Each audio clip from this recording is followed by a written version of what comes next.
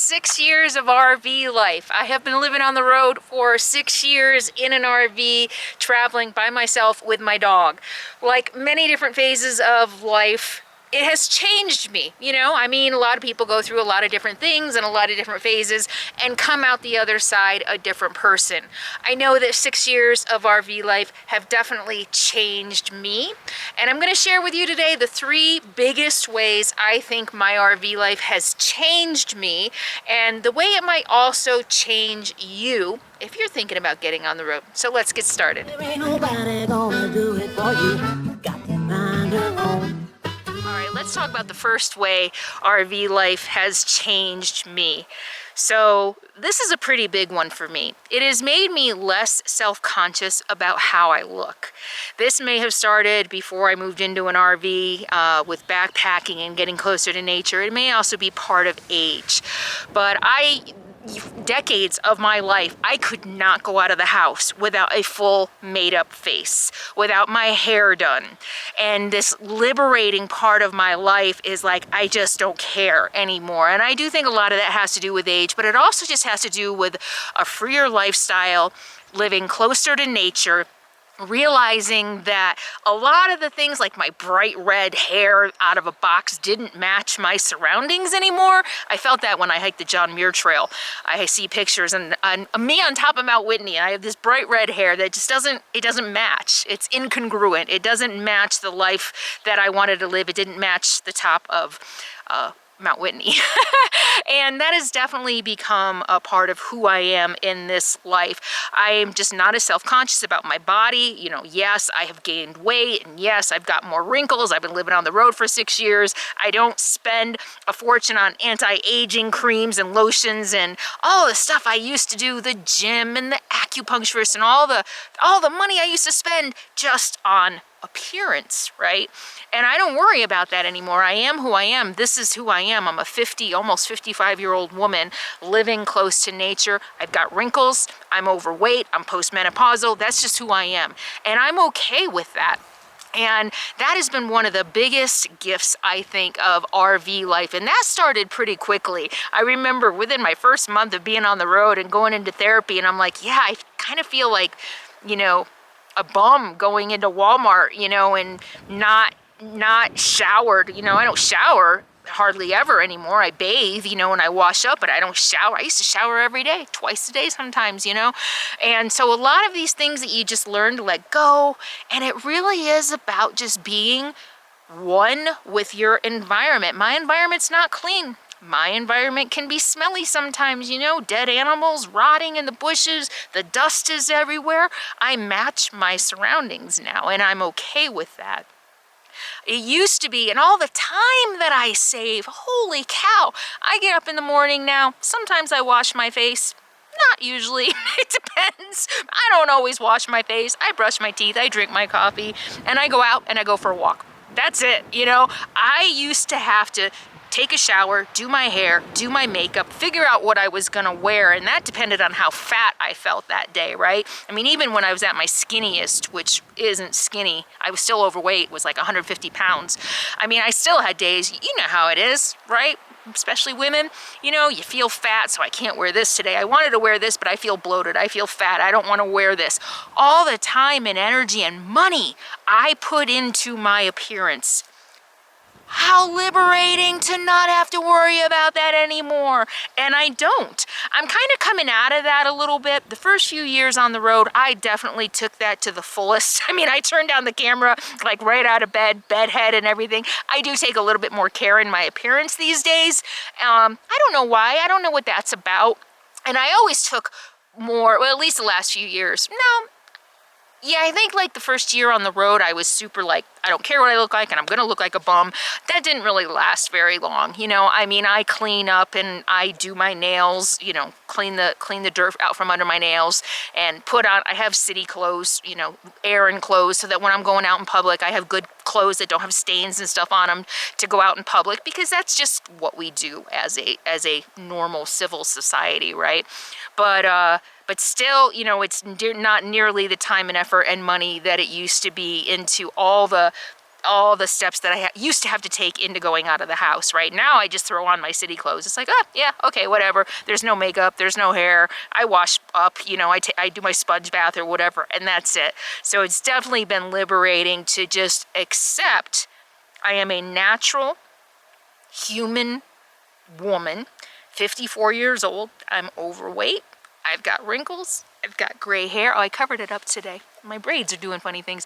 You know, I've got gray hair, and that's the way the natural universe is meant for me to be. This is how I'm meant to be. Sometimes my lips are a little chapped. That's okay. That's how the universe is meaning for me to be right now. I can't tell you how many comments I get about my chapped lips. You need chapstick. You know what? Not everything needs to be fixed. I'm 54 years old. I don't need 20-year-old smooth lips all the time. I drink enough water. Sometimes my lips just get chapped. So that has definitely been one of the biggest ways RV life has changed me. So let's talk about number 2. The second biggest way RV life has changed me is that it has made me less materialistic. I might have already been moving in that direction before I moved into an RV, and that's what prompted me to move into an RV, but I definitely have become even less tied to material possessions since I've been living on the road in 6 years. Sure, part of that is because I live in 194 square feet and I don't have a lot of room. I have nothing in storage, nothing, everything I own, I carry in my RV. So part of it is definitely just logistics. I don't have room. But even before I moved into an RV, and I've done videos about this, and I'll put links at the end and in the video description about learning how to live with less, about changing your mindset to get ready to live in an RV. And for me, moving into an RV was kind of a process of already changing a mindset, and it was about becoming less materialistic. The biggest shift for me was changing my idea of want versus need. You know, and definitely since I've been living on the road for 6 years, I have fine-tuned that. Do I really need a new pair of shoes, or do I just want a new pair of shoes? Do I really need a new pair of pants? Do I really need a new speaker for my computer, or do I just want it? So for me, that all started before I moved to an RV, but it's become even more pronounced. It's even become more just a part of who I am and a part of my life since I've been living in an RV. Living like this and living a simpler life really is about reassessing a lot of the things that we have taken for granted all of our lives. And for me, you know, it's okay to buy something just because you want it sometimes. Definitely that's the case, but I buy a lot more just because I want or because of image or whatever that is. I do that a lot less now. And it's like, okay, do I really need a new camera? No, this one works just fine. I'm thinking a lot more about consumption as an American and how much we consume and the throwaway society. And I think a lot more about those things and really try to use everything as much as I can, you know, without replacing it. Does that make sense? And the result of this, of living within my means for the first time in my life, first time since I was a teenager and got my first job, I am living within my means, which means I can earn less. A lot of people say, how can you afford to travel? How can you afford all this? Well, when you learn to live within your means, you stop buying a bunch of junk you don't need. You learn that you can live on a lot less. I don't make a lot of money. I don't make a lot of money at all. But in that way, I'm rich, you know, because I don't spend my money on a lot of stuff I don't need. So living within my means, reassessing or assessing on a constant basis want versus need allows me, for the first time in my life, I feel rich, even though I'm making less money than I've probably ever made. Well, maybe, you know, since my 20s or 30s maybe, right? So that is one of the biggest shifts in my mindset of living in an RV. And like I said, it even started before living in an RV, but being a lot less materialistic and living within my means, which is really, you want to talk about liberating?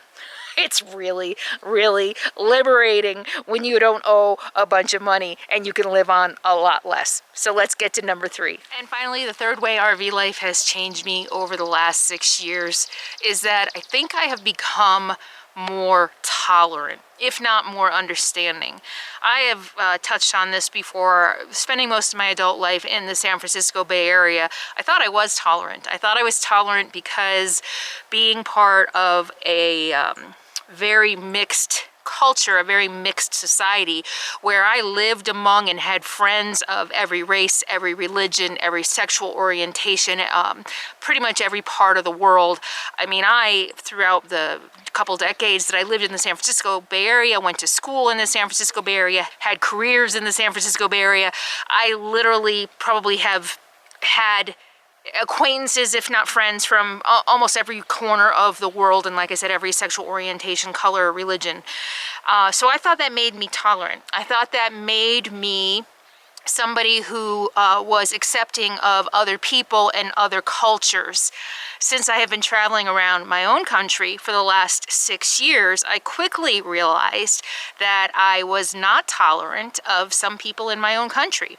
That because I had been exposed to cultures all over the world, I had, in fact, maybe less tolerance for people in my own country.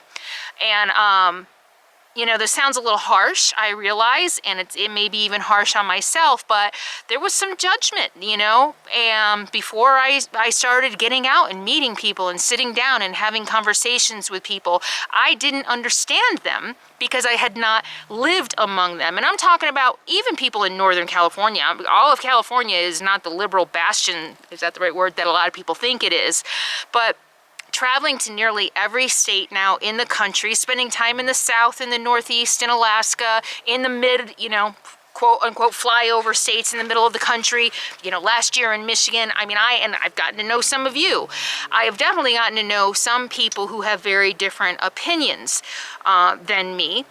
One in particular, several years ago when I had the second transmission work on my RV, I was in Yuma, Arizona, stranded in a shop for 2 weeks with a guy who voted for Trump. And it was right after the 2016 election. His name was Flash, huge Trump supporter. I spent 2 weeks with him. He and I sat down in his waiting room. We had some really good conversations about politics. I got to understand why he thought the way he did and why he thought voting for Trump was the best thing to do. Don't agree with it, we'll never agree with it, but I got to understand why he thought the way he did. Same with the couple in Tennessee who came and brought me stuff from their garden when I was camped pretty much in their backyard. Through some of our conversations, they didn't come right out and say they were Trump supporters, but I could tell through the conversations, and they were afraid of all the city folk coming into their little town and changing it. And, you know, when I sit down and talk to people and look at them in the face, I can start to understand why they have the beliefs that they have. We can't get this online. So I say I'm more tolerant. I'm more tolerant offline. I try to be more tolerant online. That's a lot harder. But if I start to remember that maybe some of these people online are the same people that I met in my travels, sometimes it helps. But by being face-to-face, having real conversations with real people, it has helped me understand my own country a little bit more. I'm not gonna lie, it's still hard. We're still very divided, it gets very heated. But I can understand. I have someone who I really respect, who's just come into my life in the last year. We don't agree on everything. We have very different beliefs on some things, but what she always says is that when you get to know someone, you get to know their history, their values, you get to know kind of what formed who they are, right? And we all have stories, we all have histories, we all have families that inform who we are, our beliefs, our values. And just because someone doesn't believe the same thing we believe doesn't make them a bad person. So I think that that is probably one of the biggest lessons, the biggest ways I have changed in my RV life, is that realizing that just because I'm accepting of every color, every race, every sexual identity, other people from other countries or whatever, didn't necessarily mean that I was completely tolerant and non-judgmental, especially when it came to people in my own country. And I try, everybody, some of us are works in progress, some of us don't work. and so we don't progress. I am a work in progress, and that for me has been a gift, really, to be able to look people in the eye and sit down and have different conversations. We can't change, we can't grow, we can't evolve if we don't hear other points of view. And I don't mean online.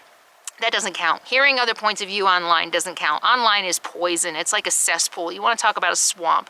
I mean sitting down face to face, having a cup of coffee, talking to someone who doesn't necessarily hold your same beliefs or values or opinions or religious beliefs or whatever, and having real conversations. This is what I've learned. We all want the same things. We all love our country. We all want best for our country. We all want to leave the country, the world, the planet, a better place than we found it. We just disagree on how to do that, how to get there. And that's charged. There's a lot there that I could go into, but I won't, because the point really is that when we sit down and have real conversations with real people, we can stop being less angry. And it changed me. So that's it. Those are the 3 biggest changes in my life since I started living in an RV 6 years ago. All right, stay tuned. Yes, the meetup in New Mexico is still happening in May. I don't have the dates off the top of my head, but stay tuned. I will be posting updates on social media and here on video. It's still happening. It's going to be an afternoon meetup in New Mexico. Still scouting locations to see if I can find a place to have it, and I look forward to seeing you all there. And those who can't make it, I will maybe someday see you down the road. Thank you all so much for being here. And my 6-year YouTube anniversary is coming up in November, and I will be doing some celebrations for that. So stay tuned for that. I'm going to be doing some viewer appreciation celebrations through the month of November, kind of like the usual Christmas. I kind of do it informally. The Christmas business boosters that I've been doing the last couple of years have been right around my YouTube anniversaries, and that's a way to thank you, giving away gifts and prizes on Christmas Day. But we'll do something just for the celebration this year. Thank you all so much for hanging out with me. I appreciate you, and I'll see you next time. In the meantime, be happy, be free, and be kind. I'll see you soon.